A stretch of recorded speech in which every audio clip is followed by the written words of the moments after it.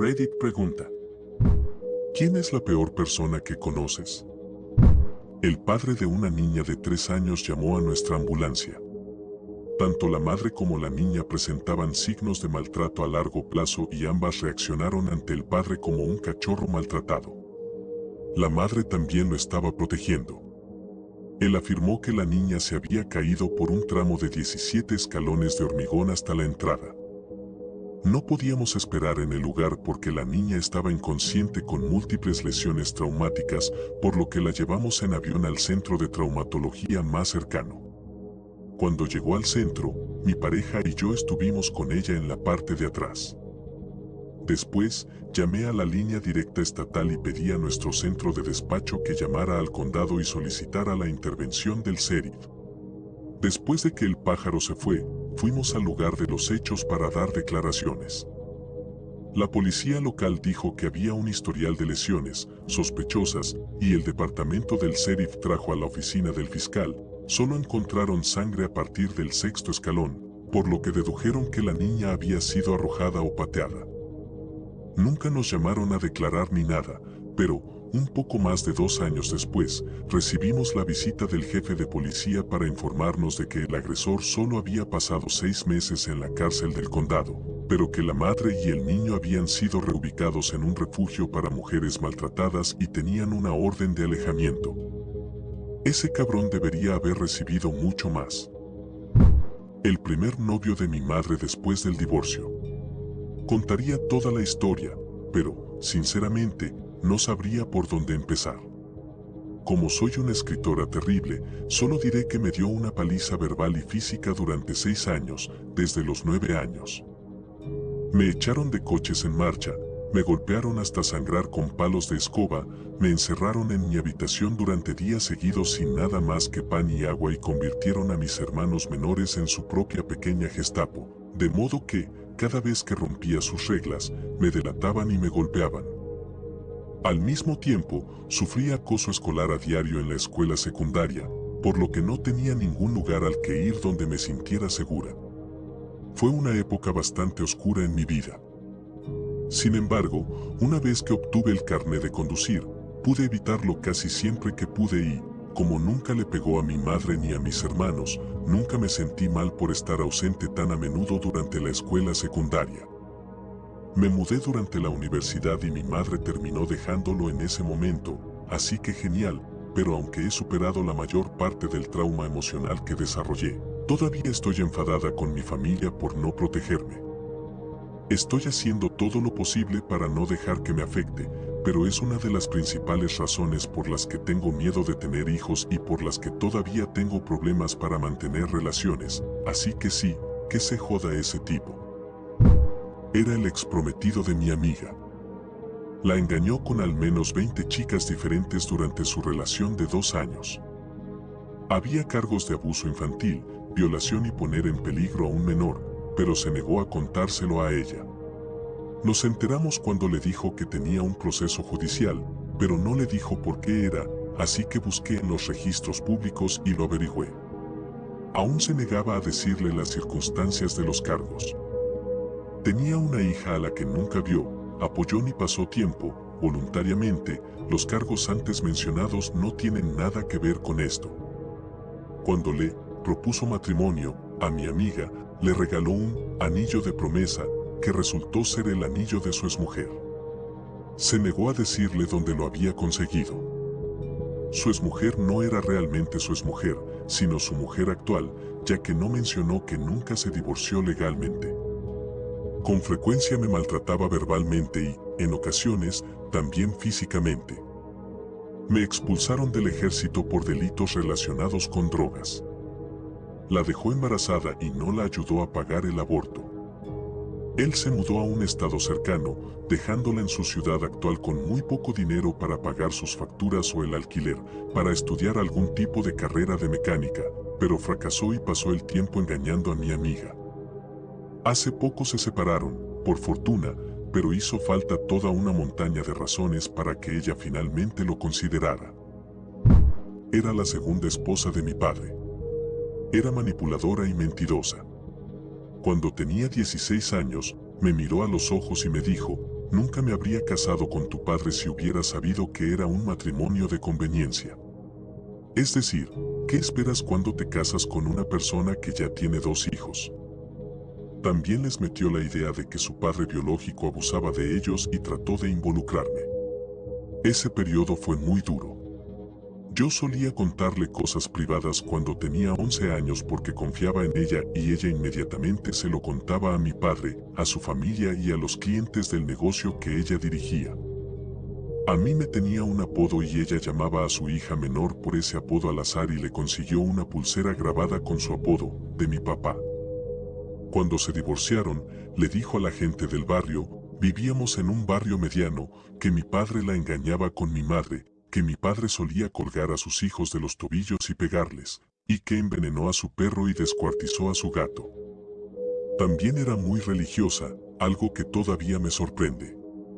Eso realmente contribuyó a mi baja autoestima y a mis problemas de confianza. Cuando era más joven, mi difunto padre me regaló una PSP por Navidad. Terminé en un programa de modificación de conducta después de que me arrestaran por no darme cuenta de nada ni de nadie en la fase del duelo. Después de estar en el programa durante un tiempo, vas ganando privilegios. Uno de ellos es poder tener dispositivos electrónicos. Escondía la PSP y el iPod en la funda de la almohada. Sé que no es el mejor escondite, pero no tenía muchas opciones estando en un tratamiento residencial. Yo, que soy muy ingenua, confié en un chico que se hacía pasar por amigo para pedirme prestada la PSP durante la noche y un par de horas durante el día.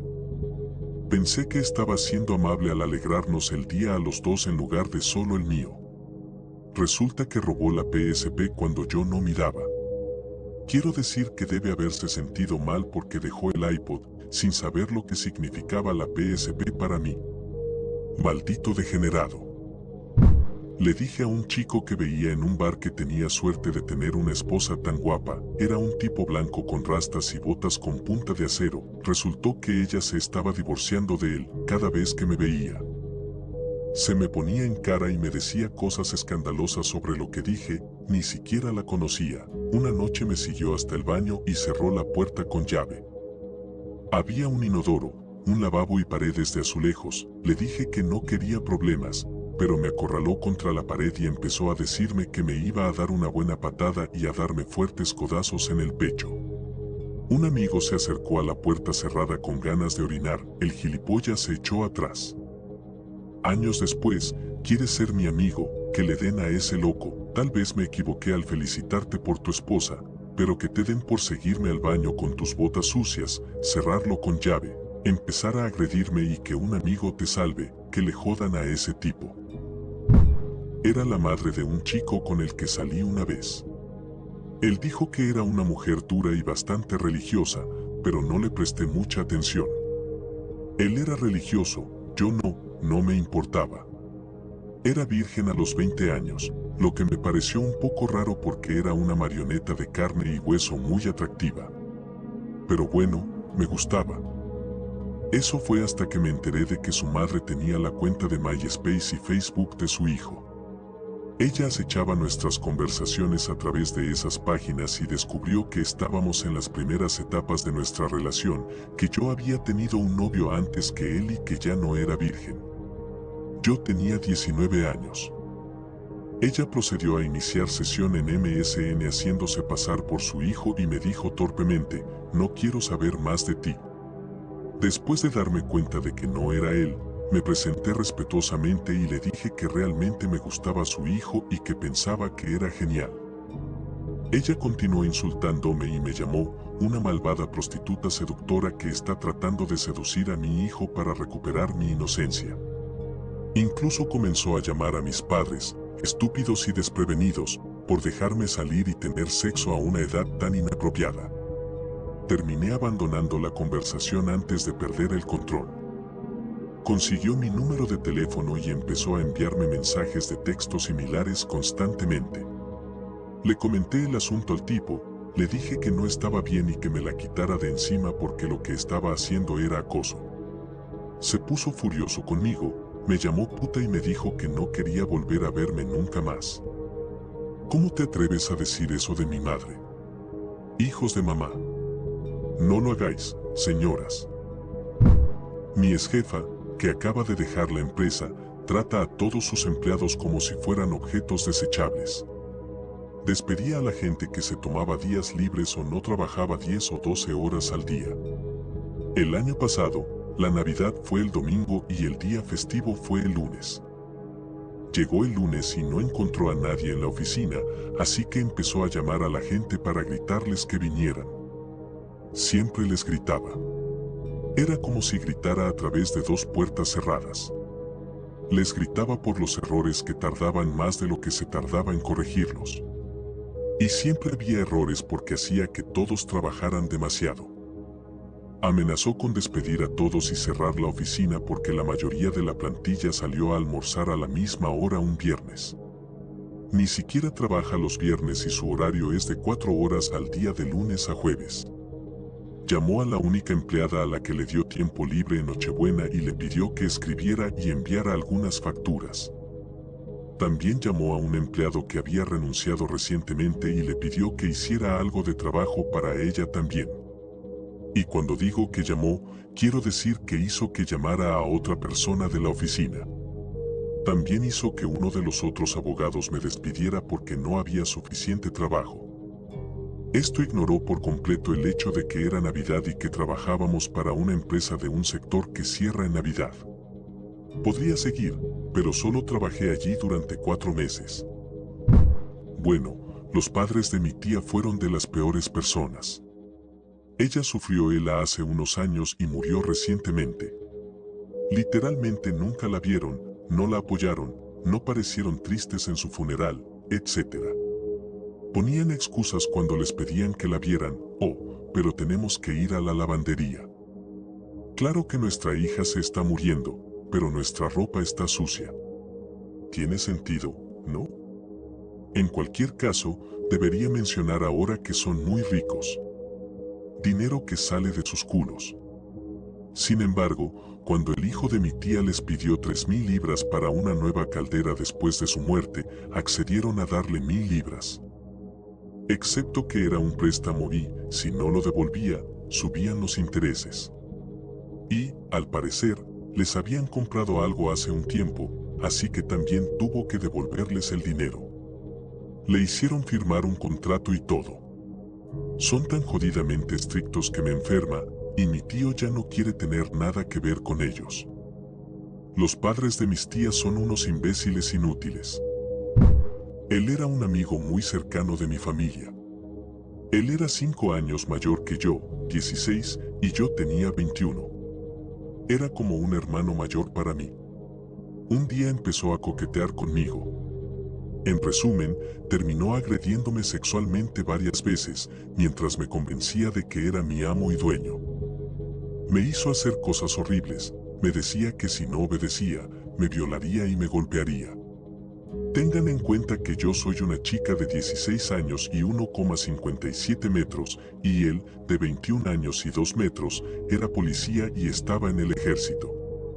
Mi madre se enteró unos meses después y denunció a Jem a la policía. Más tarde me enteré de que yo era una de las 9 chicas a las que había estado haciendo esto. Todas a la vez. Ahora se enfrenta a 23 cargos por delitos graves, 8 de los cuales son solo míos. Desde entonces me han diagnosticado trastorno de estrés postraumático y he tenido que mudarme de mi ciudad natal por su culpa. Cuando estaba en 7º grado, me enteré de que mi padre iba a morir pronto de cirrosis hepática a causa de la hepatitis C. La tuvo toda su vida y solo se enteró cuando fue a que le revisaran por fatiga. Él era el sustento de mi familia y, de niño, no sabía qué haría si lo perdíamos. En aquella época yo tenía un enorme problema con los acosadores, ya que era un chico bajito, flacucho y con gafas, y me molestaban mucho. Pero el acosador que más me molestó fue un chico al que llamaremos yo. No sé por qué me odiaba tanto, pero a lo largo de un año me alejó de todos mis amigos, solía acorralarme y preguntarme si mi papá ya había muerto, mientras yo lloraba. Solía arrojarme manzanas de su lonchera y prácticamente siempre me llamaba maricón cada vez que lo veía en los pasillos. lo que ocurría prácticamente todo el tiempo. Hasta el día de hoy, incluso después de 25 años, después de haberme graduado en la universidad, de haber servido fielmente en el ejército y de haber construido una carrera productiva en el sector privado, todavía fantaseo con rastrear a este imbécil y asesinarlo por todo el dolor emocional que me hizo pasar. Mi exnovio me degradaba y me insultaba constantemente, sobre todo cuando se lo negaba. Me llamaba perra, me gritaba, decía que estaba tratando de hacerlo infeliz a propósito, me ordenaba hacer ciertas posturas, etc. Una vez incluso me empujó delante de una manada de niños corriendo. Me pisotearon, pero también hice que un niño con autismo se cayera. Y luego todos a mi alrededor se rieron. Me dolió mucho. También me empujó fuera de mi cama alta a propósito. Y no se disculpó, a pesar de que aterricé sobre un contenedor y lo aplasté con mi cadera. También me presionó para tener sexo cuando no quería, especialmente durante nuestro aniversario, cuando tuve una leve intoxicación alimentaria. Sí, que se joda ese imbécil. Mi tía. Cuando mi abuelo murió, mi abuela no pidió a nadie que firmara en su cuenta bancaria para mantener la paz. Bueno, mi tía actuó a espaldas de todos y puso su nombre en la cuenta. Todo el tiempo se hacía la pobre y le pedía dinero a mi madre. Entonces mi abuela enfermó y tuvo que contratar a una enfermera a domicilio para que la cuidara. Mi madre fue al banco a sacar dinero de la cuenta de mi abuelo, pero todo había desaparecido. La tía había vaciado la cuenta. Mi madre había sacado dinero de sus ahorros, a pesar de haber perdido su trabajo.